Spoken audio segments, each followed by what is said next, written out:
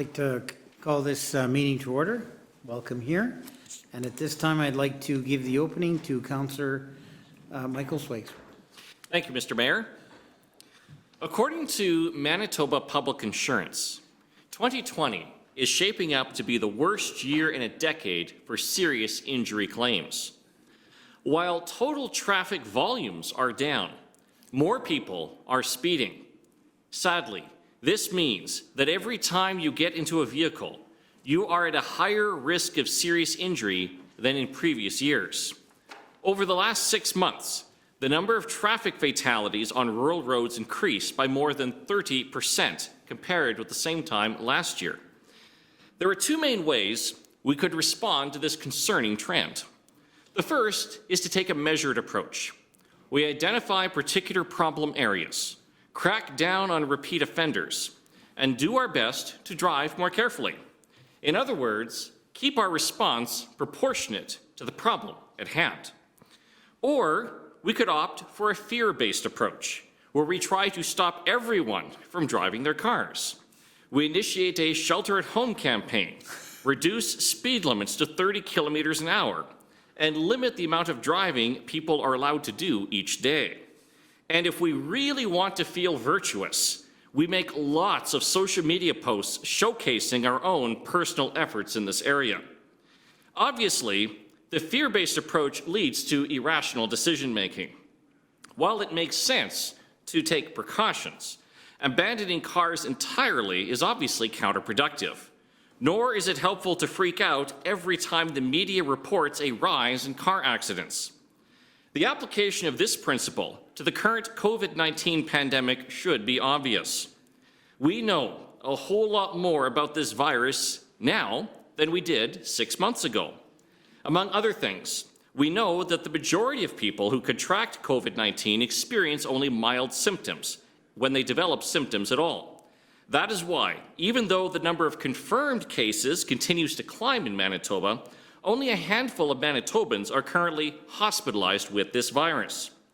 We also know that most COVID fatalities occur among the elderly and among people with compromised immune systems. Hence, we need to adopt sensible and targeted precautions to protect the most vulnerable people in our society. The reality is that COVID-19 is going to be around for a while. Until scientists develop a vaccine or an effective treatment, this virus will continue to spread. Physical distancing measures and other health protocols will slow the spread of COVID-19, but they will not eliminate it. Demanding that governments shut everything down until the number of cases declines to zero is a fool's errand. Next week, students will head back to school. All provinces have developed reopening plans in close consultation with public health officials.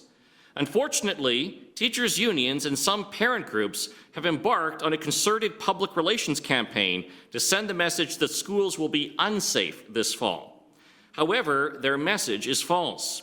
Not only are school reopening plans reviewed and approved by public health experts, the evidence is clear that young people are the group least at risk from COVID-19. Keeping students at home for another round of online learning might give the illusion of safety, but it would be a disaster for the well-being of most students. Kids need to go back to school. For the record, my admonition against fear also applies to the people on the opposite side spreading false conspiracy theories. One of these is this absurd notion that the government plans to abduct children from their families and take them away to COVID-19 detention centers. Not only is this patently false and ridiculous, it's a prime example of how fear undermines the trust that we all need to have in each other. This has been a tough year. Let's all show a little more grace and understanding during this difficult time. Thank you. Thank you, Councillor Zwaagstra. Council, we have the agenda in front of us. I'd like to have a motion to adopt the agenda. Councillor Penner, second by Councillor Siemens. Any comments? Okay. Call for the question. All those in favor? That is carried. Okay, Council, we have the minutes of August 18th, 2020, regular Council meeting on page 1. We've all had an opportunity to go through them. Looking for a motion to approve. Councillor Hebert, second by Councillor Hebert. Any comments? No comments. Okay, called for the question. All those in favor? That is carried. Is there any business arising from the minutes? Okay, seeing none, we will proceed forward to 6A, the public hearings. It's just a little bit after 7:35, so we'll go ahead. We've got 6A, the Variance V-2020-15, Ashford Lane. At this time, I would like to close the council meeting and open the public hearing. Mr. Warkentine, would you please introduce this file?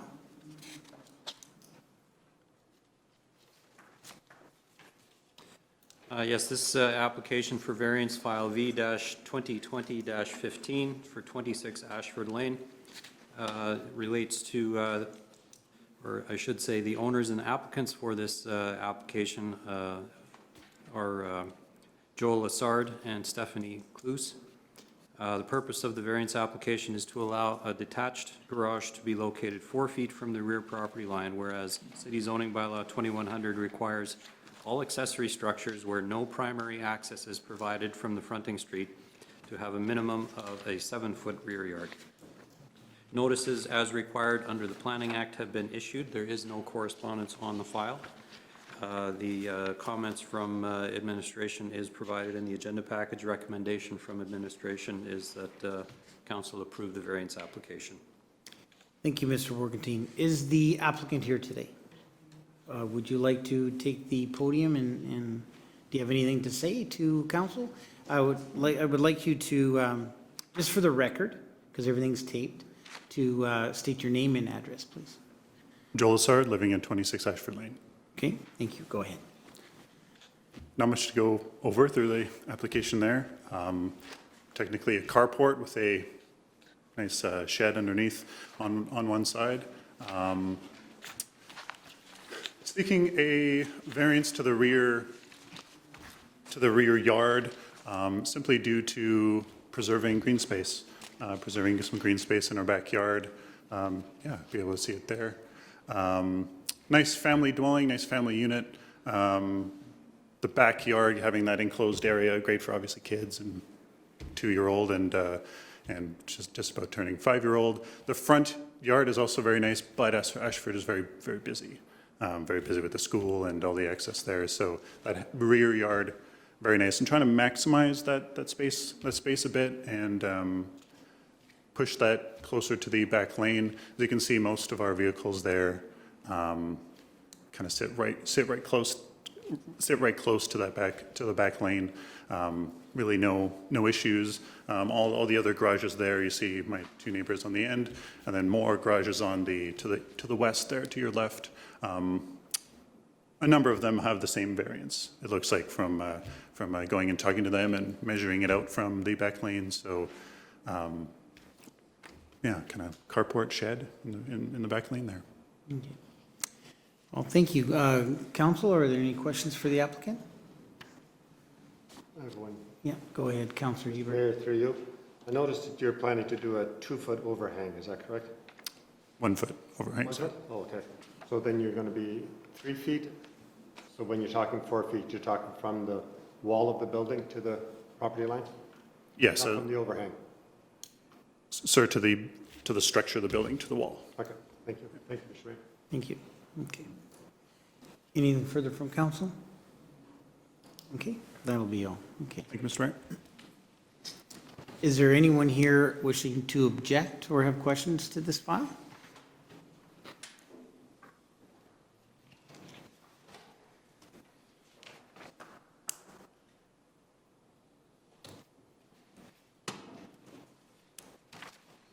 Okay, seeing none, I will close the public hearing, open the council meeting. Council, how would you like to proceed? Councillor Penner? Motion to approve? Councillor Hebert, second? I would second it. Okay, go ahead. Thank you very much, Mr. Mayor. I can't fault somebody for wanting to maximize their green space and having space for their young children to play, and that is safe.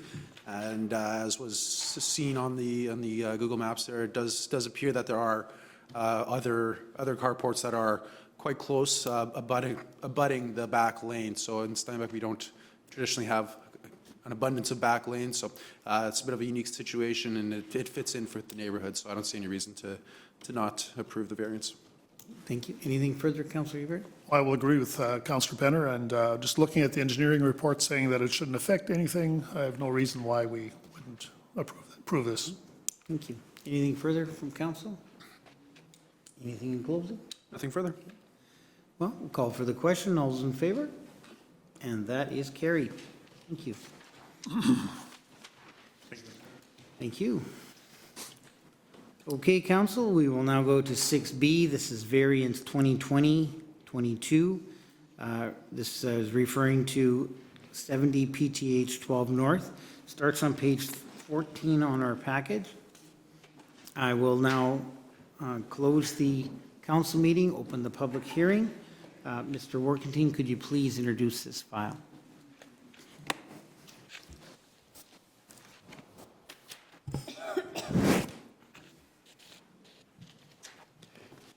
Mr. Mayor, members of council, this is an application for variance file V-2020-22 for property with a civic address of 70 PTH 12 North. The owner of the property and the applicant for the variance is TCK Holdings Ltd. Purpose of the variance is twofold. Firstly, to allow a portion of the parking aisle to be 20 feet wide, whereas zoning bylaw 2100 requires the minimum width of a two-way parking aisle to be 22 feet wide. And secondly, to permit 13 parking stalls to be designated for the use of small car use, whereas the maximum permitted for the subject property is 7 stalls. Notices as required under the Planning Act have been issued. There is no written correspondence on the file. The comments from administration are presented in the package. The subject property is currently undergoing a demolition and reconstruction process, and it's not entirely clear as to the reasoning for the variance application.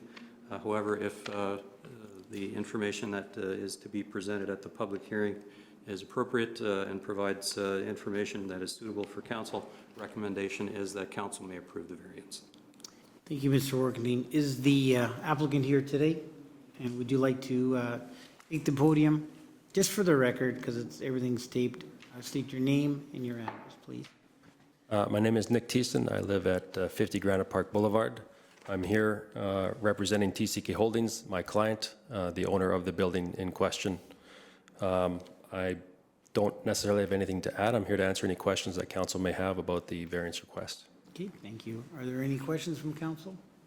Councillor Zwaagstra. Thank you, Mr. Mayor. Could you just outline a little bit in terms of the reasoning for both parts of the variance, that the reasoning for having the 20-foot wide parking stalls, and then why this particular change to having 13 stalls for the use of small cars? Does that have to do with the type of customers you're expecting, or just what's the rationale for the request? So the rationale for the request is an oversight on our design of the property and a mislabeling of the property lines when we did our initial design.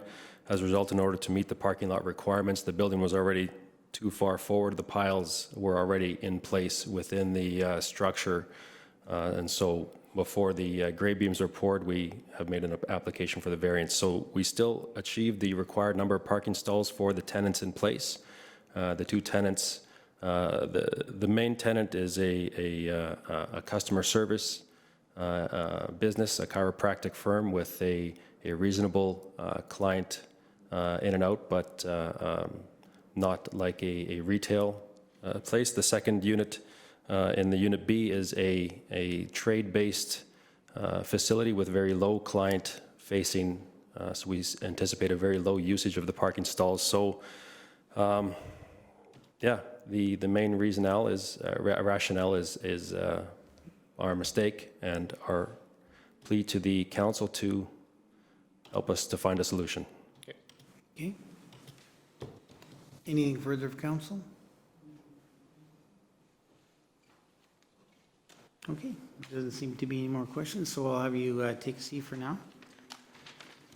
Is there anyone here with questions or wanting to object to this file?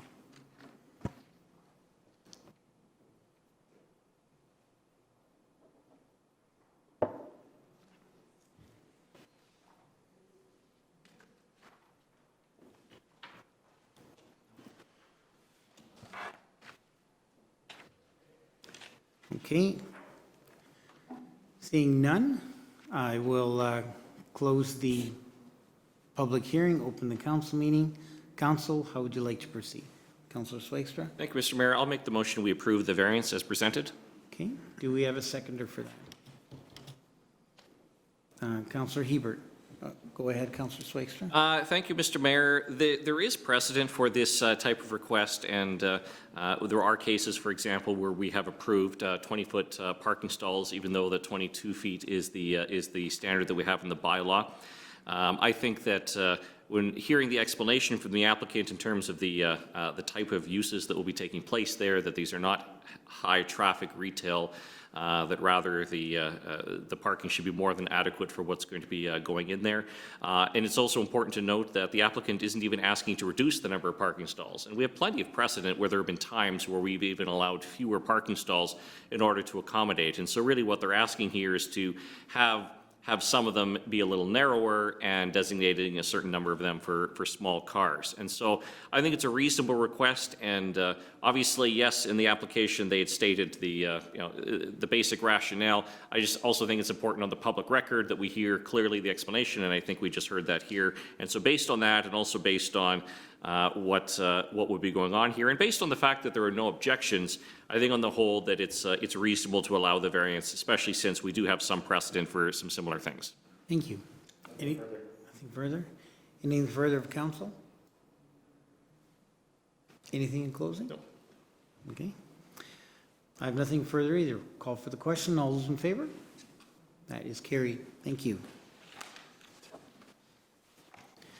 Okay, council, we have no delegations today. We have no reports and recommendations from city manager, so we'll go to 9A. That is accounts payable in the back of the book. Looking for a motion to approve.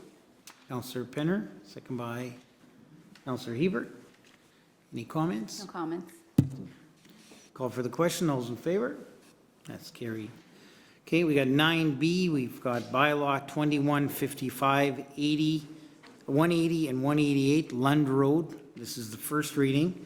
It's on page 24 of our package. Mr. Workney, could you please introduce this file?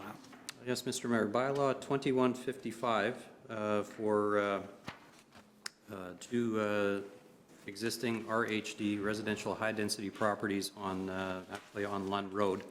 There is an application to rezone those properties to RMD, residential medium density. Like I said, the application is for two parcels that have been recently created due to a subdivision and extension of Woodhaven Avenue and extension of Lund Road. The recommendation from administration is that council give this bylaw first reading, and that would be that would allow a public hearing to be scheduled at this point tentatively for October the 6th. Okay. Thank you, Mr. Workentine. Council, how would you like to proceed on this first reading? Councillor Siemens? Motion to approve. Second, Councillor Penner. Okay, go ahead, Councillor Siemens. Thank you, Mr. Mayor. This is again, we have a rash of these now where we're going from high density to medium density, but it is also in the same area on Woodhaven Avenue that we approved in the past. This is first reading, so if we do pass first reading today, we go to public hearing on the same issue. Anything further? Further. Anything further of council? Anything in closing? Okay, council will call for the question. All those in favor? That is carried. We got, we'll go to 9C, bylaw 2157. This is the dwelling unit safety standards. This is also first reading. It's on page 35 of your agenda. Mr. Workentine, could you please introduce this file? Yes, Mr. Mayor and members of council, bylaw 2157 is, as you mentioned, a bylaw that represents what's called the dwelling unit safety standards bylaw. The topic of dwelling unit safety standards was first presented to City Council at the May 12th, 2020 Strategic Priorities Committee meeting. As the reasoning for why that was introduced at that time was that over several years, the city has become aware of a growing number of residential properties, primarily residential units that are found not to be in compliance with the minimum standard requirements of Manitoba Building Code, Manitoba Fire Code, and the city zoning bylaw. And the recommendation and information is provided in the agenda package. And as a result of that committee meeting, recommendation from council was for administration to prepare the bylaw, bring it forward, and this is now being presented to council for first reading. Okay, thank you. Okay, council, how would you like to proceed? Councillor Siemens? Motion to approve. Okay, second by Councillor Penner. Okay, go ahead, Councillor Siemens. Thank you, Mr. Mayor. This is the first reading of the bylaw, but it's been a long time coming. As a council, it's been this council and past councils, we've tried to and spoken to this issue a number of times in different committee meetings, and likely dating back 15 to 20 years. This is an important step in a process to bring more of our housing units, and especially our secondary units, into compliance, which means bringing it up to Fire Code, the Manitoba Building Code, and our own bylaw 2100. Its purpose is to identify and address the most critical life safety requirements within those residential dwellings. The background can be read in the report to council that was dated May 12th, 2020, when it was presented at our SPC meeting. As stated, our vacancy rate continues to hold below 4%, and often, in certain times of year, it is much, much lower. This will provide a framework for the city to continue to work towards having all housing units, especially the rental units, in compliance with current codes. At issue is the City of Steinbach does not know where all the secondary suites are at, especially those built without permit and might not be up to code requirements. When this happens at times, they are without the basic life safety standards that are in place to protect the residents of our community. The downside, there is a downside to this, in that if there is substandard housing today in Steinbach, those same renters would be likely required to pay more to the landlord simply because upgrades to those rental units could be substantial in some cases. And as stated, the intent of this bylaw is to standardize all housing within Steinbach, especially the rental housing. And long term, this will put all landlords on equal grounds and hopefully weed out those that are choosing to allow tenants in substandard rental units. Thank you, Councillor Siemens. Anything further, Councillor Penner? Yes, I would just like to comment that everybody has a right to safe housing. And we were hearing, or I've been hearing more and more, how there's people renting housing units that are not up to standard. This is a concern for the safety of the people living there, but it's also a concern for our first responders, like our firefighters, in the case of a fire, where they need to have proper access in and out of the housing as well. So this hopefully will send a message that going forward, landlords need to make sure they're complying with our city standards, and hopefully will also give renters the recognition that they can say this is not acceptable as well and get those improvements that are needed so they are in safe housing. Thank you. Anything further of council?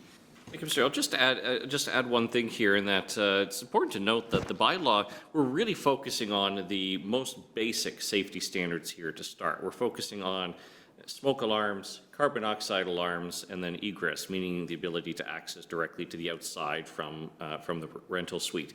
These are basic safety items here, and so everyone has the right to live in a place where they have these basic safety items here. And so I think it's important that we move forward with this, and this is obviously going to continue to be an issue as we continue to address these. But the most basic safety measures should be taken. Thank you. Anything further of council? Anything in closing? Just one further comment. I think it is necessary, Mr. Mayor, that this is the first step of the process to approve this is first reading, and the next step is to listen to the public, what they have to say, and that could be from a variety of sources. And that will determine how we move forward. But I do think that this is important for our city as we grow. Thank you. Well, council, I do want to, I can echo Councillor Penner's comments.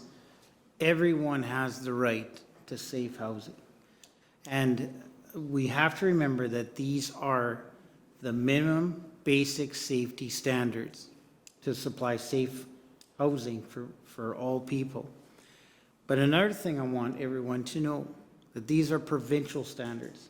These aren't just standards that our staff pulled out and said, this is what we're going to do. This is the basic minimum provincial standards that our province requires us to uphold. So I think that this is a good bylaw, and council, I do encourage you to support. It'll take some time for our staff to go through this, and this won't happen overnight, and we won't have every property complying in a short time.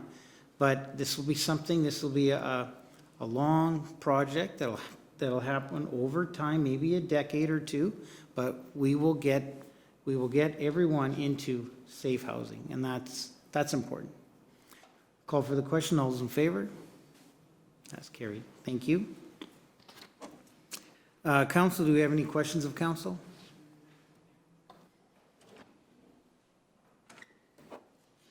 Okay, seeing none, we'll go to 11A. This is the correspondence petition, Minister of Health, Seniors and Active Living, Minister of Municipal Relations, a letter re-COVID. How would you like to move forward? Take it as information. Okay, we have no other business.